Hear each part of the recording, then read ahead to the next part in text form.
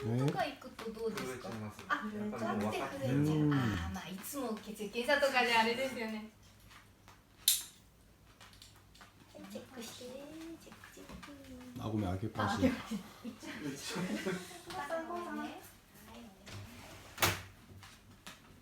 腰の曲がりの程度としてはだいたいこのぐらいが多い。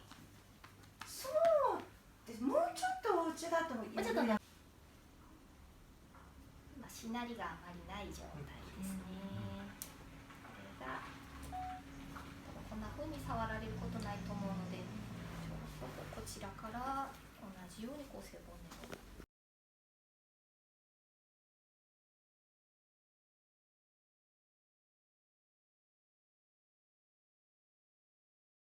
もうちょっと上に。あ、本当だ。ちょっとずつ上に行っていただくと、柔らかくなりましたね。すごいね、こったん。腰のね、曲がりっていうのはあれですけれども、歩きやすくなってるはずです。だいぶ。歩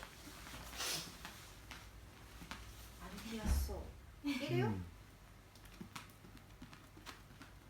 そこに段差は多分落ちるかギョギッと矯正するわけではないので、あからさまにこう腰がこうピンってなるっていうのは難しいんですけど、あれだけ柔らかくなっていれば負担はないので。楽だよね。あ、足の動き良くなってるね。